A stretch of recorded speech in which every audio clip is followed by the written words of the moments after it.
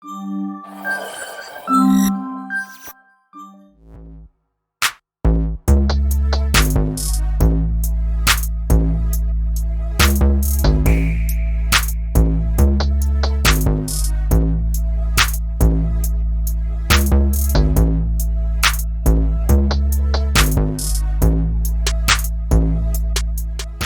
of all, we wanted to take some time to kind of, at a high level, talk about what AI is, and then what are the two main branches of AI.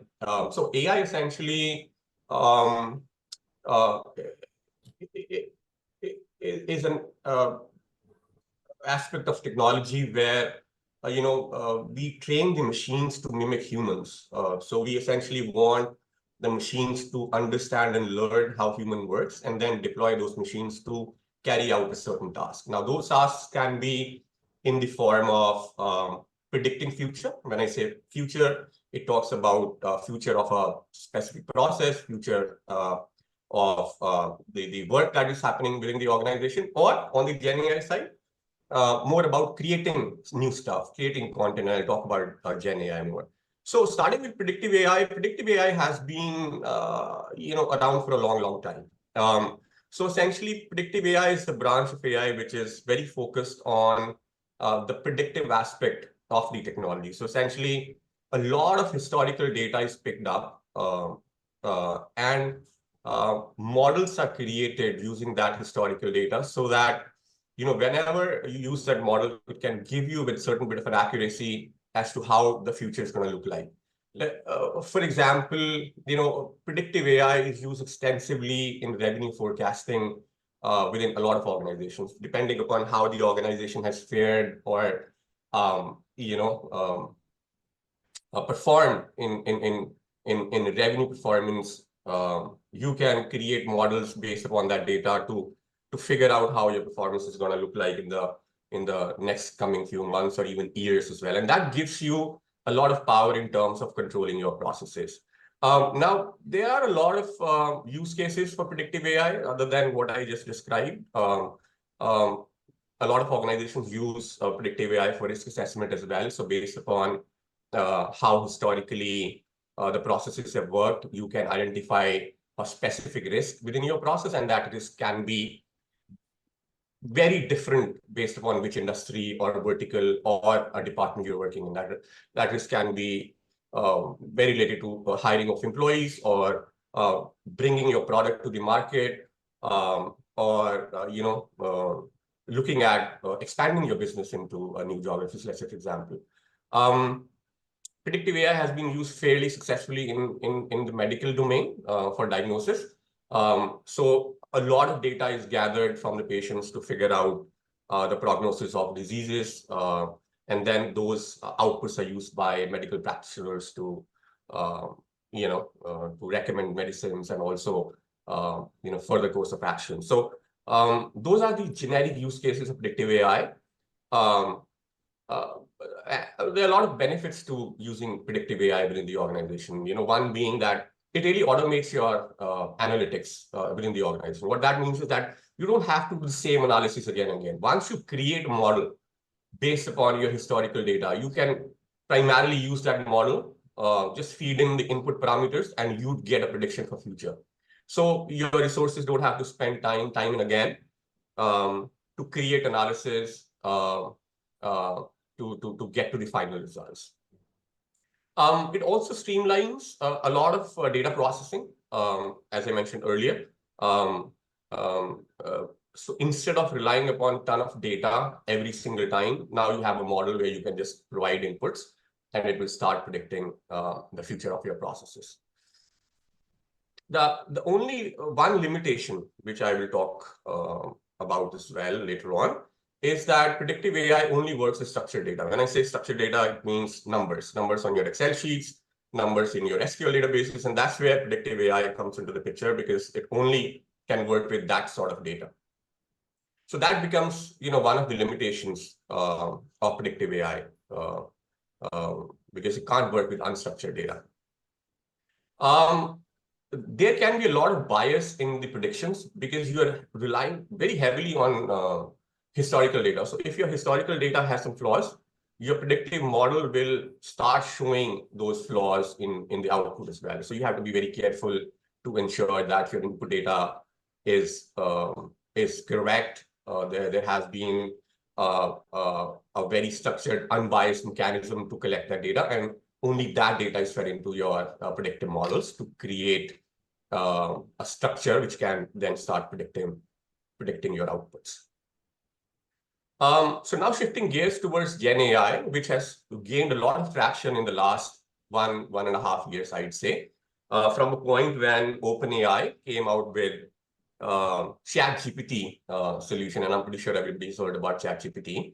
It kind of revolutionized the way people started to look at AI. I mean, initially, AI was looked at something that was very expensive, that would require a lot of manpower in terms of talent and skill, something that required a lot of effort in terms of data gathering, something that required a lot of infrastructure from an IT standpoint to create those models, and then be dependent upon those models. Whereas Gen AI, along with ChatGPT, came into the picture, and you're able to, start generating information, almost ASAP. You don't have to create any models yourself. You don't have to spend any additional time hiring resources. Anybody in your organization could start, working with that solution. Now, the essential difference between predictive AI and Gen AI is that Gen AI's output is content. So it generates a very specific output, whether that output is in terms of images, text, audio, video, and also the ability to understand human language and the context of what is being asked, and then generate that output for the end consumers. So the biggest use cases at this point for Gen AI are the chatbots. Now, chatbots in the earlier days were very linear. They were dependent upon a very specific workflow. And if something goes outside the workflow, they would always fail. But Gen AI brought in the capability to be very flexible to create chatbots which don't have to rely upon a specific workflow. You can provide context in the form of knowledge bases to your chatbots, and they can understand the context of the question that's being asked and provide relevant answers or the next steps in terms of what needs to be done. And then content generation is what I talked about, creating images, which is an extremely valuable component for teams like marketing, sales, UI, UX designers, and so on and so forth. Text generation, which has really revolutionized the way we work. We don't spend hours in creating, let's say, cover letters, or even creating entire sales material, and so on and so forth. And that has given us a lot of power and time-saving capabilities. And then the other feature which we will hone in quite a bit later on is the capability to talk with documents. So essentially, what generative AI gives you the capability is to really chat with your own documents. So essentially, you can upload your own documents or your company's document and have the Gen AI understand what that document means, and then you can chat and talk to that document in a very human-friendly language, and Gen AI or LLM will understand the context and will give you answers. Now, these are all the benefits, but at the same time, there are also limitations. There is a concept called hallucinations. It's very similar to what it means in real life. So, Gen AI also hallucinates. What I mean by hallucination in this context is that sometimes when it's not able to give the right answer, it will make up an answer for you just to satisfy you as an end consumer. And that can be very dangerous in certain situations where you want to make sure that the information is correct, especially in an environment where that interfaces with your end consumers, or there is an implication from a compliance and legal standpoint. So you want to make sure that you control your Gen AI application so that they hallucinate to the minimum. I mean, you can't get to a point where it's absolutely zero, but you can always control how the application is to let the LLM or the Gen AI application start thinking on its own. And that's one thing that really, bothers a lot of people, the ones who think AI is going to take over and so on and so forth. Heavy carbon footprint in a way that it takes a lot of effort for companies who are building such language models or applications, not the ones who are consumers like us. We can use something like ChatGPT fairly quickly. But for a company like OpenAI, they have to spend billions of dollars on infrastructure. Um, uh, their IT servers are extensive, and that results in a lot of impact on the environment in terms of electricity usage, and then also a lot of garbage production in terms of discarded IT products and so on and so forth. So there is a significant carbon footprint, but I think it can always be offset by the benefits that it brings to the table. It can sometimes be expensive to retrain the models, but that's only in cases where you really want to go deep and really build stuff very specific to your environment. Otherwise, you can just pick up a fairly straightforward language model and start working on it. In certain cases, the results are unexplainable. I mean, you can't really tell how it came to that answer. It might be still correct. It still might not be hallucinating, but it's kind of difficult to pinpoint to an area where the answer is coming from. So that in general is, overall comparison between predictive AI and Gen AI. Thanks, Gaurav. Thanks for that great overview. Now, since we have covered broadly what AI is and what are the different models that can be picked up, from a business strategy viewpoint, could you also give some bit of context to our attendees on why is it important to leverage AI or adopt AI in the industries since it's a buzzword now? Absolutely. And I think without a doubt in the current era or current situation, AI within your organizations, not just because of the fact that it has become extremely accessible, extremely cheap, if I may use that word, to bring in that technology within your organization and start seeing the results fairly quickly. Um, um, but the benefits that it brings to the table and the advantage it brings you as an organization cannot be ignored, because every organization is looking at how to harness the power of Gen AI within their organizations, because of the fact that it's easy to dabble around with tools that are already available and then kind of scale them to enterprise-grade solutions.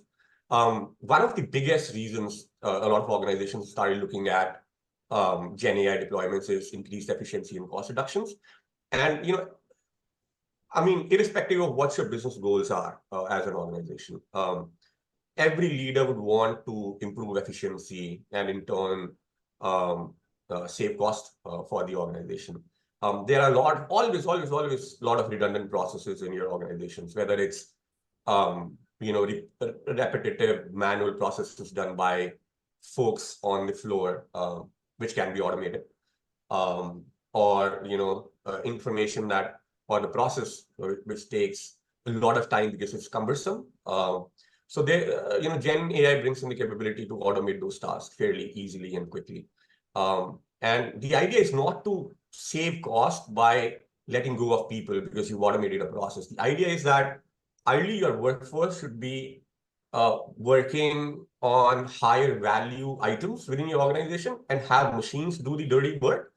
And that's where it makes absolute sense to create bots or agents, train them, use Gen AI LLMs like ChatGPT or Gemini or the other ones which are available in the market, and create processes which are autonomous, they work by themselves. And then you can have your people kind of focus on more high-end work rather than manual stuff. The other benefit that a lot of organizations started to reap is speed to market, especially for organizations who launch new products and services fairly often into the market. So Gen AI brings in the capability to help software developers to write code faster. It helps the marketing teams to create marketing content faster. It helps the product management teams to create product charters and project management work plans fairly faster. So it gives you the capability to bring your products and services and test those products and services extremely quicker than you would have probably done um, uh, a few years ago, let's say, for example. And that results in a very strong competitive advantage as well. So if you can bring in new products and services quicker, but not just new products and services, even new features. So if you can build new features and new capabilities within your products quicker, it will give you an extreme advantage of over your competition. The other use case, which everybody is also working on, and you've heard about chatbots, consumer-facing chatbots. I did mention that um, in earlier days, those chatbots were dumb machines. They would only work on a very specific workflow, but they would break if you would ask a tricky question. But those bots have now become very intelligent because on the back end, they have AI working for them. So they can really understand the context of the questions that are being asked. And that necessarily doesn't have to follow a certain workflow. So you can create very useful bots for your end consumers so that they get their answers, their queries answered fairly quickly. They get their resolutions without getting hold of, let's say, people, agents, and in turn, you're saving a lot of money as well. So that's one deployment area, and it's been widely used. The other one is employee experience as well. And you might ask, how would you do that? So essentially, let me give you an example, and we'll showcase one of the bots we've deployed here within VGO. So it's called Employee Concierge. Basically, it's an employee assist bot. So at VGO, we have an employee document which is fairly detailed, descriptive, because we have 6,000 employees across geographies in all over the world, and that supported by different languages. So it's a fairly extensive and exhaustive document. So in normal scenarios, an employee would find it difficult to get answers from that document. So they would invariably reach out to HR people asking questions, which somehow are already listed in that document. So you can, in fact, create an AI bot that sits on top of that document and lets your employee chat with that document. So, and employees, even if they ask, let's say, a non-straightforward question, the bot will still identify the context of that question, figure out where that information resides within the document, and will give the answer. So what that enables is a quick resolution to the employee's query, and also a lot of time saving on the HR side or the employee advocacy side, where people don't have to manually answer to queries. And then I did talk about competitive advantage earlier. Other than speed to market, the quality of your products also increase. Why? Because now you have more bandwidth to build and test new capabilities fairly quicker. So the overall quality of your service also goes up, and that brings in a lot of competitive advantage. I mean, you'd always prefer working with an organization who has a fantastic customer service, let's say, for example, other than the product itself. And that really differentiates between organizations who are still following the older ways compared to the ones who are really adopting Gen AI to service their customers.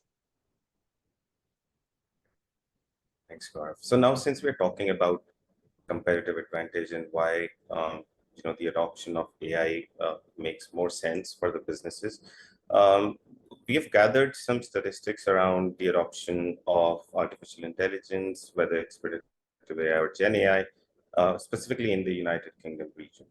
And Gaurav, I think you can provide more context around why is it important for the businesses to adopt, primarily from a competitive landscape perspective. Yeah. Yeah, I think everybody can see the numbers. I don't really have to focus on the numbers, but the reality right now is that every organization is looking at AI one way or the other. And you might call it FOMO, or fear of missing out, but it's true, it's real. If you don't embark on the journey towards bringing in AI in one way or the other within your organization, you will be left behind. Whether that's in terms of improving efficiencies within your organization, or improving your customer experience in general, or being more innovative to that extent. And it's not only about, hey, would be left behind. I mean, within an organization as well, you'd always want to be more efficient in the way you do things. You want to be more innovative in how you manage your processes and how you manage your employees and your customers and so on and so forth. And for the fact that Gen AI has become so affordable, um, um, it just makes absolute sense. And I mean, for example, 1 in 6 UK organizations. This is all inclusive of both predictive and Gen AI, but 1 in 6 at one point. But I think the numbers are even more aggressive, because even if you are not going full on towards Gen AI, a lot of your people are already using ChatGPT, whether you like it or not, whether you think that should be part of your corporate policy or not. But people are leveraging Gen AI. So I think as an organization, you should make a very conscious effort of bringing in those solutions at an enterprise level, creating a structure, a governance structure around it, so that people don't misuse it, and let people use the technology, other than you driving the enterprise initiatives, but also bringing in your workforce to experience how they can by themselves improve their work output. So this slide is all about, so we wanted to showcase some numbers for the UK market, but globally this phenomenon is happening right now. I mean, a lot of people still think that, oh, it takes a lot of effort and money to bring in AI within the organization. It's not true anymore, and we'll talk about how you can very quickly bring in, or at least start the initiative within your organization. Yeah. And now to put, generative AI use cases in perspective, we have gathered some, use cases or applications from various industries and verticals that we have. And I know that, Gaurav, that you have already discussed some of the examples in the previous slides or content. Any other examples that you want to pick on, from this list for the good of the group? Yeah, I mean, so customer service, we did talk about, improving your overall customer experience by providing them bots who are more efficient, more accurate, don't waste their time. A big win-win, right? I mean, you're saving money and at the same time, you're improving customer satisfaction as well. And on the internal side within your organization, your agents, they rely heavily on knowledge bases, right? So every next day they have new updates coming in terms of how they need to service their customers, and it becomes very difficult to kind of make sure that your employees are up to speed, or your agents are up to speed in terms of providing those updates, or sticking or abiding by those updates while giving information to the customer. So you can create bots which can assist your agents almost real time. So while they're talking to the customers, they can search for the information real time. They don't have to call their supervisor to help them. And that, again, as I mentioned earlier, saves a lot of time on one side. And then, you're not making your customers irate because they have to wait and be on hold for a long, long time. Intelligent knowledge bases is something very similar to what I just mentioned.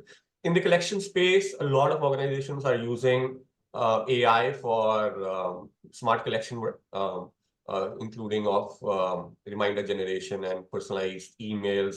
So essentially, you don't have to write those emails all over again, or you don't have to really copy paste the emails and make a lot of errors while sending those emails. You can, in fact, create bots who will write emails on your behalf, while making sure that you are following all compliance requirements within the country and the states, and save on a lot of time, and also make sure that whatever is going out to the end consumers is error-free as well.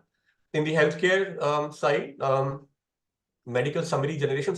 So I'm pretty sure everyone on this call has used ChatGPT once, or more than once. So it does a fantastic job in creating text, right?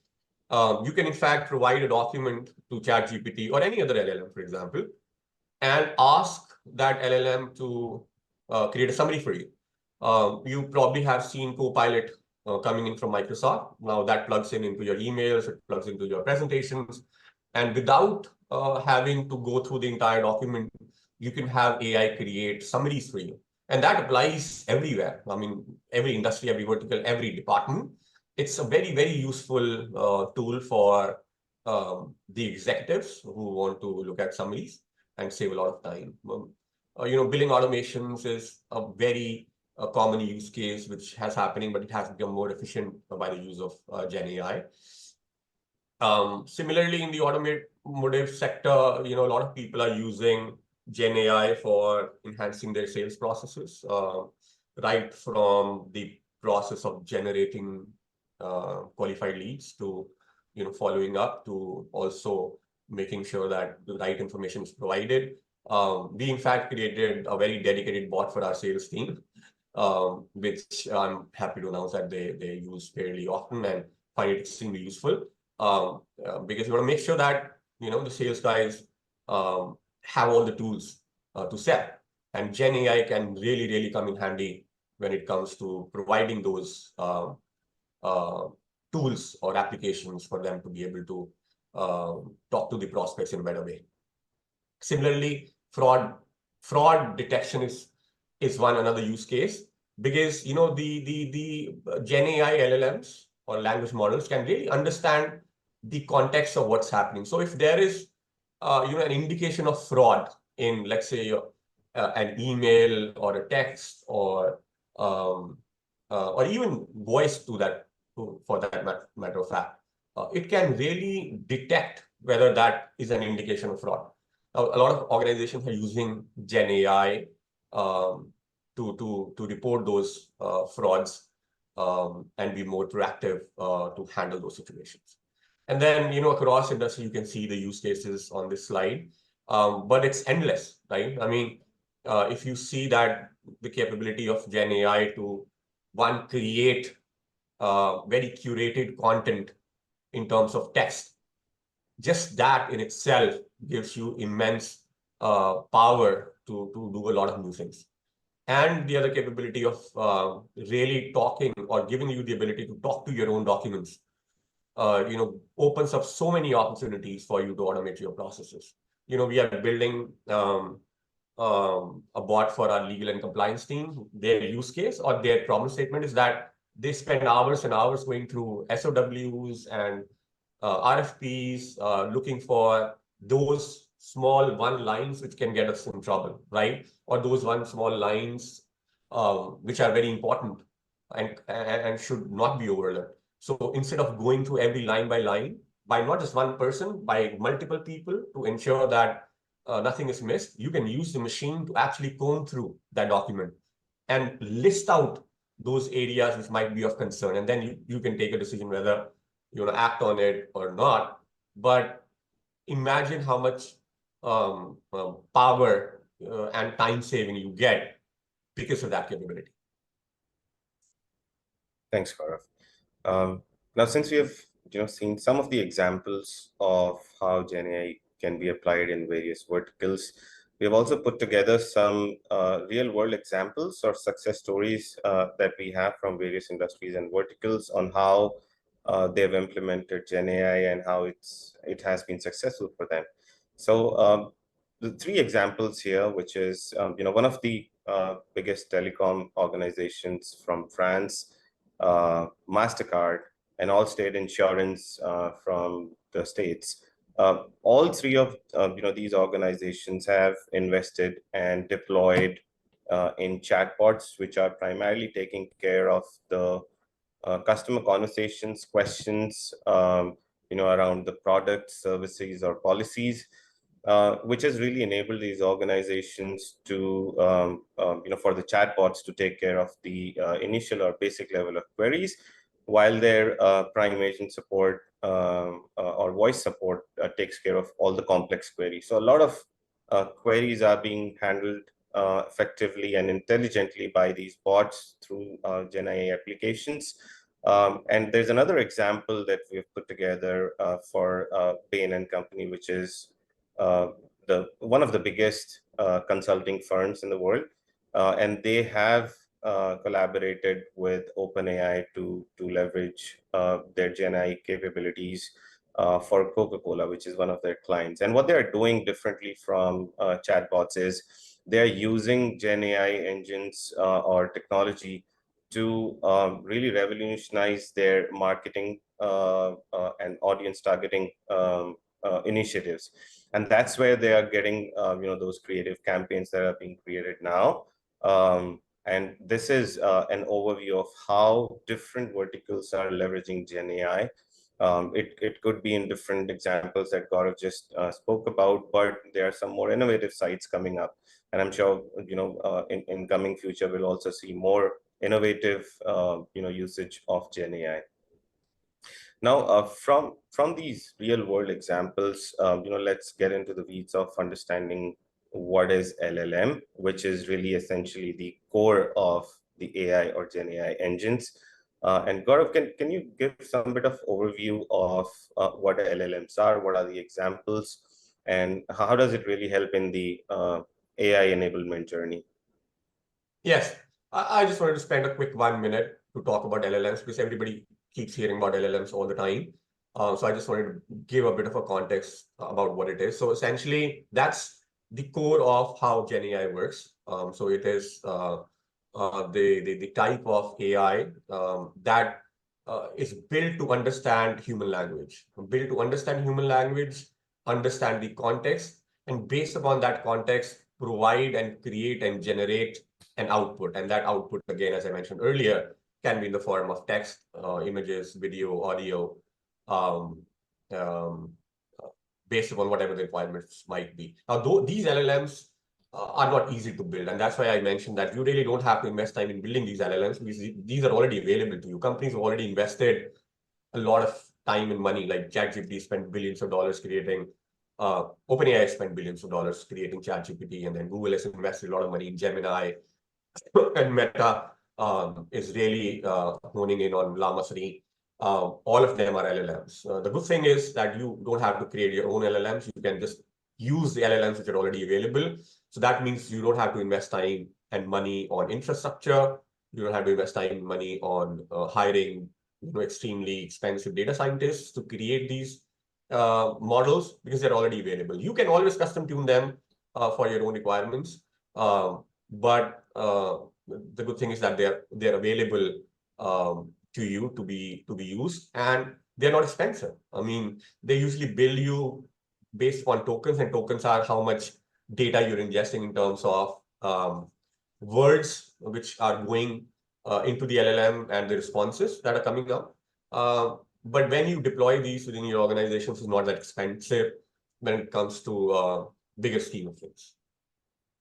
Thanks, Gaurav. Now, since we have covered, the technology and the basics behind the AI and what types, let's get into, and we are excited to move into this part of the webinar wherein we start talking about how to deploy this in the organization, what are the tactics or strategy that is involved.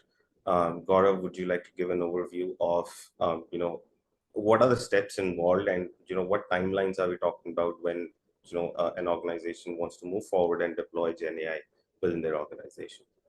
Yes. So essentially, I mean, I mentioned it earlier as well. It's not rocket science anymore to bring in Gen AI or AI within your organization at this time. You don't have to spend millions of dollars to gather technology and resources to even start thinking about it because it's a lot easier now. And I mean, if you do things right, you can deploy and in fact generate a couple of use cases based applications and deploy them in production within 90 days. From a step standpoint, you essentially, I mean, it's very similar to any other initiative you launch within an organization. You have to be very focused on a specific area which you want to improve, right? I mean, Gen AI is all about improving stuff. So, let's say your organization is very focused on cost reduction for a specific year, or it's focused on top line revenue, or it's focused on customer satisfaction, or whatever that goal might be. You want to pick up that specific interest and start bringing in AI to address that goal in mind. Once that goal is figured out, let's say, for example, you want to improve customer satisfaction, then you start to build use cases. One of the use cases can be, okay, we need to create a chatbot for our customers. We need to be able to create better material or supporting material for your products for your customers. So those can be very specific use cases. So in case of let's say cost reduction or efficiency within your organization, the use cases might be how to automate very specific processes. Maybe those processes sit within your HR function or within your IT function. if they are redundant, they are manual, you can pick them up to automate them. So we've done some good work on the HR side, and we'll talk about those. And then you start talking about data sources. Of course, you need to have data to build applications on Gen AI side as well. So you need to figure out where that data is going to come from. And then create and launch an AI team. And this is important. When we say an AI team, that doesn't necessarily have to be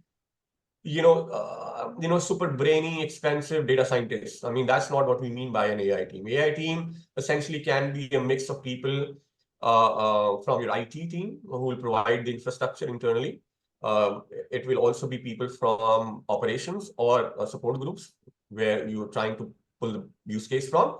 And then, of course, some people who have a technical know-how in terms of how to leverage tools that are already available in the market. You don't need somebody who really brings in a lot of understanding and knowledge about creating data models and so on and so forth, at least to begin with. I mean, once you embark the journey, you can always bring in more talent. But to start off and kickstart the initiative, you can create this team of people who can help you launch the initiative within your organization. And then you can figure out what tools are required. And as I mentioned earlier, they're not expensive. There are platforms which enable you to build end-to-end applications at a marginal cost. We are using one of the platforms we are using is called VoiceFlow. I mean, it's a subscription-based model. You pay about $100 a month, and you can build an end-to-end application within the software. So again, as I mentioned, you don't really need to break your bank to start using Gen AI. And then once you build a prototype, you can have either somebody with an understanding of building a UI or a front end if you really want to build something fancy. But if it's internal, you don't really have to even invest in that. You can have a very simple looking application that works, right? So you can launch that internally, or you can invest some time through your UI UX developers to create a very simple or more advanced, depending on the situation, and then do the final testing and deploy it on production. So all these steps are broken down to 30, 60, 90 days with very specific things that need to happen during these days. But the point again being is that it is possible to really kickstart the initiative fairly easily these days. Thanks, Gaurav. Thanks for that overview.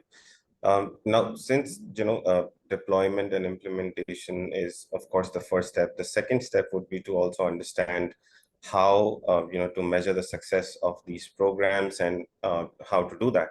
So for that, we have put together a list of key performance indicators for Gen AI, ranging from capturing accuracy to regulatory compliance. And we'll also share this material with all the attendees so that you can go through in detail and really understand and deploy these KPIs after the implementation of the Gen AI programs in your organization, so that you can ensure that everything is being measured for success.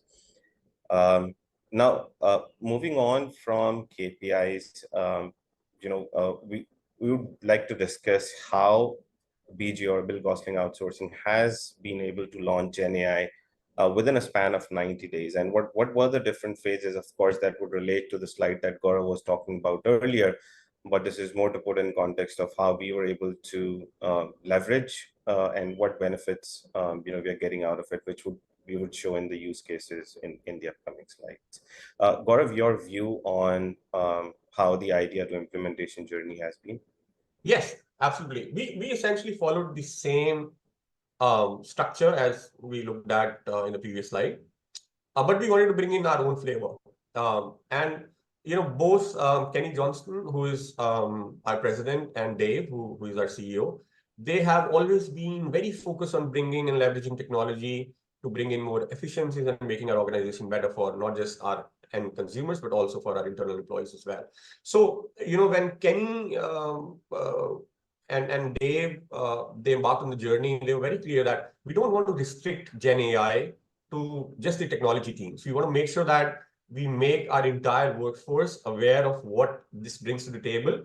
And that's where we created a team called Gauss Labs. So this is not just a team, it's an initiative, which not just works on AI sprints, it also brings in the training element to give short and quick trainings to our entire workforce as to how they can leverage the tools we are building, as well as the ones which are already available. So we've made a very conscious effort to bring in ChatGPT to our workforce as well. I mean, not to the entire workforce, but just want to make sure, you have a governance structure in place.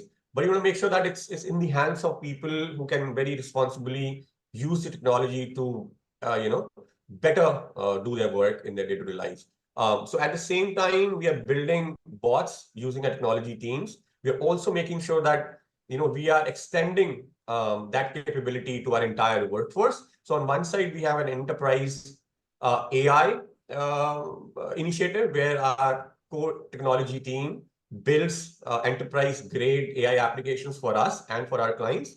And at the same time, we have this initiative where we bring in people from operations and support groups to contribute towards building off those bots and services. We are very excited the way we've launched it, and now it's already been 3 waves we've gone through, and Sumit is gonna kind of walk through some of the interesting work we've done in the past few months. Great, thanks, Gaurav. Yeah, so talking about some of the success stories of Gen AI implementation in our organization, and Gaurav, discussed briefly about this, which is the employee assist chatbot. It's based on a knowledge base of a primary document that we have, which was created as a knowledge base. And now, the amount of tickets that were earlier coming into the HR department for questions has significantly reduced, and the HR team can now focus on more strategic tasks that are at hand, and focus on those rather than answering the queries which are coming in from employees, which the bots are able to handle intelligently and efficiently. The level 2 tickets, which involves or needs a human in loop from HR, those tickets are routed to the department so that those can be taken care of. But most of the queries are already handled by the chatbot. Another example is Sales Assist, which Gaurav also talked about earlier. The idea was to enable our sales team and equip them with the information related to different products and services, or other information that is required for at an account level, and provide all of this handy on a chatbot, as in when they're having conversations, these informations can be picked up, and primarily it removed the dependency on an SME to get all of that information, and has drastically improved the overall turnaround time of getting the responses and getting those meaningful conversations with the prospects. Another example, and this has helped our hiring team in a big way, is parsing of resumes and categorization of applications. Now, imagine our team members getting involved in reviewing all the applications and understanding which one fits best. We have trained AI, and AI is now parsing all the information which goes into the HRIS tool, which has saved a lot of time in putting all of that manually in the HRIS tool. And on the other hand, the bots or the AI processes also categorize and labels an applicant as a fit or no fit based on various parameters that are there, while also being intelligent enough to understand the regional legal nuances, which also helps us maintain regulatory compliance around it. And we can be free of all of those implications that might come across, just because we have trained the model accordingly. And with that, I think what we have brought together is a 90-day Gen AI Kickstart startup program. And Gaurav, I think you can explain this better, as in what's all included in the program, and how does it what's the objective behind this for the organizations to absolutely go ahead and follow it. Yes, absolutely. So based upon the fact that we gathered a lot of experience in deploying AI, Gen AI within our organizations, and the ability to create bots fairly quickly and deploy them on production, it made absolute sense for us, being also a consultative organization, to bring this capability as a service offering for other organizations who are trying to embark on this journey. So we started this 90-day Gen AI Kickstarter program earlier this year, which essentially handholds the organization to kickstart the initiative, the Gen AI initiative within the organization. And it is an end-to-end program where we'll work with the executive management to define what the goals are for Gen AI within the organization, and then also liaison with the IT teams to figure out the technology roadmap. And at the same time, once that's done, we start working with operations and support groups to pull out specific use cases which align with the overall business goal for the organization. And then once those use cases are defined, we work with your teams to start building the applications and help them not just create a prototype, but also help them create a production-ready solution. And by the end of this Kickstarter program, we should have at least 2 to 3 working chatbots or agents which can be contributing towards either efficiency, cost reduction, or overall satisfaction within your organization. Great. Thank you, Gaurav, for that overview. I think it's time for the Q&A round, and I think we have some questions in the chat group. So the first question for you, Gaurav, is that has been asked is it better to just buy or then build or operate, or the other way around? See, that's what I mentioned. I mean, you don't really have to build a lot of stuff in terms of the models. The models are already available, and they're available on a subscription version. So you don't have to buy them. You can subscribe to those services. Like, for example, ChatGPT at an individual level charges you what, $25 a month. If you go for Teams version, it's almost the same, but you have to invest for $200, $300 a month. And it gives you enough oomph to start at least building prototypes. So there's no reason for you to build anything other than some applications that will sit on those LLMs. And that's why I mentioned that it's easier to deploy. So at least during the first 90 days, you don't have to kind of worry about fine-tuning the models or bringing in more capabilities. The models are extremely intelligent as it is. I mean, you ask ChatGPT, it will give you extremely relevant answers. I mean, very rarely you would not be satisfied with the answers, and you can deploy ChatGPT models as is within your existing processes. But the next step can be to custom train and fine-tune those models once you have the capability to do that. But to start the initiative, just go and buy the subscriptions that are available, very cost effective. There's another question, Gaurav and Sumit, that has come to me. It says, so in the contact center industry, we frequently see complex human emotions, cultural differences, understandings, and often have to make subjective judgments. So how efficient would Gen AI be in these aspects, as these factors can be a difference between, a promoter and a detractor? Yeah. See, one thing which I mentioned as a benefit or a key point when it comes to Gen AI or LLMs, that it's very good at understanding the context of what is being asked from it to be produced. More often than keep on giving is when we were building this bot for our employees, we call it employee concierge. I was testing it, and our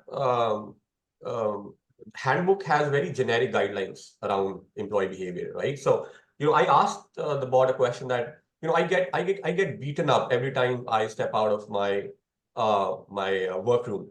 Now, the document doesn't know that, because there's no word listing being beaten up, right?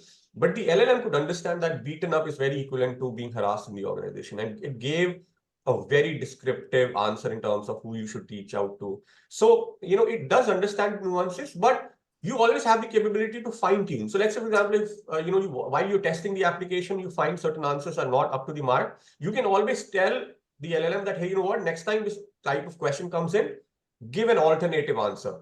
And it's not complicated. You don't have to do any coding. It's easy. It's like telling the LLM in simple human language, hey, you know what, next time this kind of question comes up, just give an alternative answer or a different answer. And that includes all the cultural differences, of course. So like, for example, our employee concierge, we had to build separately for our different geographies. So we have different versions. Not much of a difference, but we had to keep certain cultural aspects into consideration as well. And that's where the testing comes into the place. You need to make the application before you launch it to the public or your internal audience. Sure, thank you. I think for that. we have interest of time. We'll just pick up one last one and would answer all other questions in our notes. The question is, what specific outcomes can we expect from the 90-day Gen AI Kickstarter program, and how does it help? So, as I mentioned earlier, we'll pick up 2 to 3 use cases, which are very definitive in terms of your overall goals. So it can be an employee assist bot, it can be a sales bot, it can be a chat bot for your customers, it can be, an agent who helps your compliance teams. But those couple of use cases will be very definitive. We will define the KPIs in terms of what the output should look like and how much money, effort, and time it's saving you. So that by the end of the Kickstarter program, once you've deployed it, you start seeing the results out of those bots. Great. Thank you for answering all of those questions, Gaurav, and for all the insights that have been shared. Aparna, over to you. Yeah, I think one, we trust that today's session has provided valuable insights for everybody who attended. And this presentation will be shared with all participants attendees shortly. And should you have any questions regarding our Kickstarter program that Gaurav and Sumit explained a while ago, which offers exclusive benefits and opportunities for early supporters, so please don't hesitate to reach out to James or Luke from a dedicated sales team. We'll be sharing the contact information as well, and they'll be more than happy to assist you and provide further information tailored to your needs. And thank you once again for joining us, and we look forward to connecting with you soon. Thanks, guys. Thanks, everyone. Thank you.